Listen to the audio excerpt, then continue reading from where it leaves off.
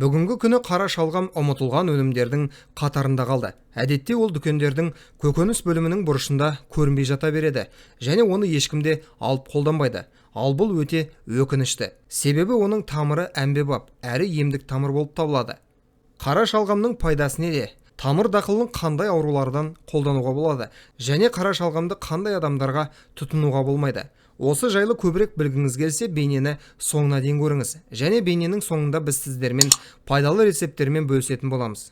Ал роликті көргеннен кейін сіз диетаңызға қара шалғамды қосуыңыз әбден мүмкін. Қара шалғам славян тағамдарының дәстүрлі өнімі, ал жасыл түрі көбінесе маргеландық деп аталып жатады. Өйткені ол алғашқы рет Өзбекстан Республикасында Маргелан қаласында өсірілді. Қара шалғамның өткір және ащы дәмі бар. Шалғам неғұрлым ащы болса, соғұрлым пайдалы болады. Жасыл шалғамның дәмі жұмсақ, сондықтан оны тамақ дайындауда жиі қолданады. Ал қара шалғам болса, негізінен дәрілік зат ретінде қолданылып келеді. Қара шалғамның пайдалы қасиеттері. Басқа көкөністермен салыстырғанда тамырда дәрумендер мен минералдардың әсерлі мөлшері бар. Шалғамда қыша майлары, органикалық күкірт қосылыстар бар. Ол глюкозинолаттардан тұратын өткір әрі ащы дәм береді. Олар адамның ас қорыту жүйесіне еніп, өт жолдарының жұмысын ынталандырады. Өт қабынан өт ағуына көмектеседі. Сонымен бірге олар бауырда жаңа өт түзілуін белсендіреді. Осылайша шалғам өт тасауруының алдын алу арқылы өт тоқырауын жояды. Өт жолдарының дискинезиясының даму қаупін азайтады. Ағзаны тазартады. Өйткені токсиндер өтпен бірге шығарылады. Шалғам антоцианиндерге бай күшті антиоксиданттар болып табылады. Жүрек қан тамырлары ауруларының алдын алады. Тотығу стрессін және қабынуды азайтады. Сонымен қатар азотты қосылыс тамыр дақылдарының құрамында қан ағымын жақсартады. Калий жүрек ритмін реттейді және қан тамырларын босаңсытады. Жоғары қысымды төмендетеді. Шалғам құрамындағы эфир майлар мен гликозидтер патогендік бактериялар мен вирустарды өлтіреді. Тамыр дақылдары инфекцияларға қарсы дезинфекциялаушы ретінде әрекет етеді. Өкпе және ішек инфекциялармен күресуге мүмкіндік береді. Сонымен қатар шалғам мұрын мен тыныс алу жолдарының бітелуін, тамақ пен өкпенің тітіркенуін болдырмауға көмектеседі. Оны бірінші және екінші типтегі қант диабетімен ауыратын адамдар үшін тұтынуға болады. Өйткені оның гликемиялық индексі небәрі 12 бірлікті құрайды. Сондай-ақ қара шалғамда метаболизм процестерін ынталандыратын органикалық қышқылдар бар. Олар қанды артық майдан және жаман холестериннен тазартады. Бұл тамырлы атеросклероздың пайда болуына жол бермейді. Дақылды диетаға үнемі енгізу инфаркт пен инсульт қаупін азайтуға көмектеседі. Оның ерекше химиялық құрамы оны ревматизм мен буын ауруларын емдеуге тамаша етеді. Сонымен қатар қара шалғамда ішекті тазартуға және ас қорытуды жақсартуға көмектесетін көптеген талшықтар бар. Есіңізде болсын, бұл талшық өте ірі. Сол себепті ол бәріне бірдей жарамайды. Өйткені ол гастриттің созылмалы түрінің өршуі сияқты ауруларды тудыруы мүмкін. Тамыр дақылында бауырға пайдалы дәрумендер бар. Олар бауырдың майлы дистрофиясынан қорғайды. Гепатоциттердің қалпына келуін белсендіреді. Осылайша Б дәрумені бауырдағы бос радикалдарды бейтараптандырады. Ағзалардың детоксикация процесін ынталандырады. Және құрамындағы холин майлы гепатоздың пайда болуына жол бермейді. Және бауырдан артық холестеринді кетіреді. Ол қандай аурулардан көмектесе алады? Ежелгі уақыттан бері емшілер қара шалғамның не істей алатынын жақсы білген. Мысалы, фитонцидтердің арқасында шалғам қабынуға қарсы қасиеттерге ие. Сондықтан оны табиғи антибиотиктер деп те атап жатады. Ал енді біз сіздерге өте пайдалы рецепттердің бірнеше нұсқасын ұсынатын боламыз. Арнадан алыстамаңыздар.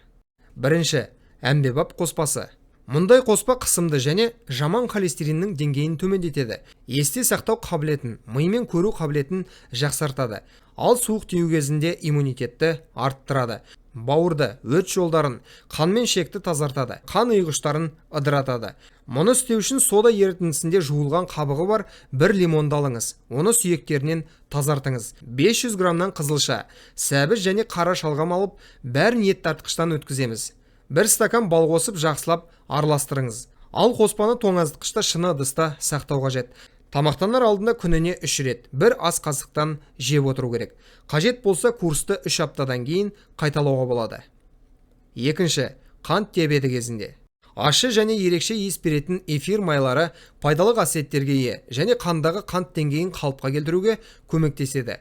Ол үшін келесі әдістерді қолдануға болады. Сіз шалғам шырынын негізгі тамақтанар алдында күніне 3 рет 1 шай қасықтан іше аласыз. Екінші, балмен тең пропорцияда араласқан шырынды күніне 3 рет, бірақ тамақтанудан 1 сағат бұрын 1 ас қасықтан ішуге болады.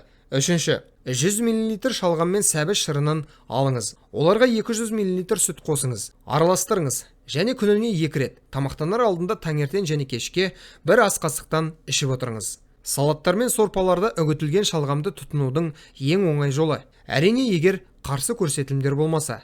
Үшінші, подагра кезінде. Подагра кезінде қара шалғамның өзін жылыну лосьоны ретінде қолдануға болады. Ол үшін тамыр дақылын үккіште ұсақтап, шырынын сығып алғаннан кейін алынған өнімді дәкеге орап, зақымдалған буынға жылы күйінде 15-20 минутқа қалдырыңыз. Төртінші, жүрек тамыр жүйесі аурулары кезінде. Шалғамдағы қышқыл қан ұйғыштарын, сондай-ақ холестерин бляшкаларын сұйылтуға жақсы көмектеседі. Бұл қан айналымын қалыпқа келтіреді. Алдын алу шарасы ретінде күніне 3 рет 2 ас қасықтан қара шалғам шырынын қабылдау ұсынылады. Ал ащы дәмін жұмсарту үшін дәміне қарай аздап бал қосуға болады. Бесінші, буын аурулары кезінде. Ауырсынуды басатын қасиеттерінің арқасында шалғам артрит немесе артроздың өршуі кезінде ауырсынуды жеңілдетуге көмектеседі. Мұны істеу үшін көкөністі үккіштен өткізу керек.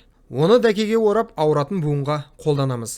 Алайда мұндай құрал аурудың өзін тоқтатпайды, бірақ жалпы жағдайда жеңілдік береді. Алтыншы, ревматизмге, радикулитке және подаграға арналған компресстер. Шалғам шырынын сығып алыңыз. 150 мл шырынға 100 мл бал мен 50 мл арақ қосыңыз. Аздап тұз қосуға болады. Мұның бәрі араласады және проблемалы буынға қолданылады. Сонымен қатар оны алдымен бумен пісіру ұсынылады. Ал қажетті әсерді алу үшін қоспаны аздап буынға ысқылау қажет және 10 минутқа бекітуге болады. Жетінші, жөтелді емдеу үшін. Үлкен тамыр дақылын алыңыз және жоғарғы жағын мұқият кесіңіз. Содан кейін ортасында ойық кесіледі. Ол 2-3 ас қасық сиятындай мөлшерде болу керек. Сосын оның ішіне бал құйып дайындалған тамыр дақылы қақпақтың орнына кесілген ұшымен жабылып, қараңғы жерде 24 сағатқа қалдырылады. Осыдан кейін ішінде пайда болған сиропты 1 ас қасықтан тамақтанар алдында 3 рет қолдануға болады. Тамыр дақылдары тасталмайды, бірақ сиропты қайта құру үшін оған балдың жаңа бөлігі қосылады. Жалпы көкөністі 3 күн ішінде қолдануға болады. Содан кейін оның емдік күші мүлдем таусылады. Сегізінші, вирус кезіндегі сироптар. Бірінші рецепт. Үлкен қара шалғам жуылады, тазартылады. Содан кейін ол кішкене текшелерге кесіліп, литрлі банкаға салынады. Оған 150-200 мл бал құйып, бұл өнімді кем дегенде 1 күнге қалдыру керек. Контейнерді қақпамен емес, 2 есе бүктелген дәкемен жабу керек. Алынған сироп әр тамақтанар алдында 1 шай қасықтан ішіледі. Екінші рецепт. Бұл әдіс сиропты ұзақ уақыт ұстауға мүмкіндік болмаған кезде қолданылады. Сыртын тазалап үккіштен өткізу керек. Содан кейін шырынды дәке арқылы сығыңыз.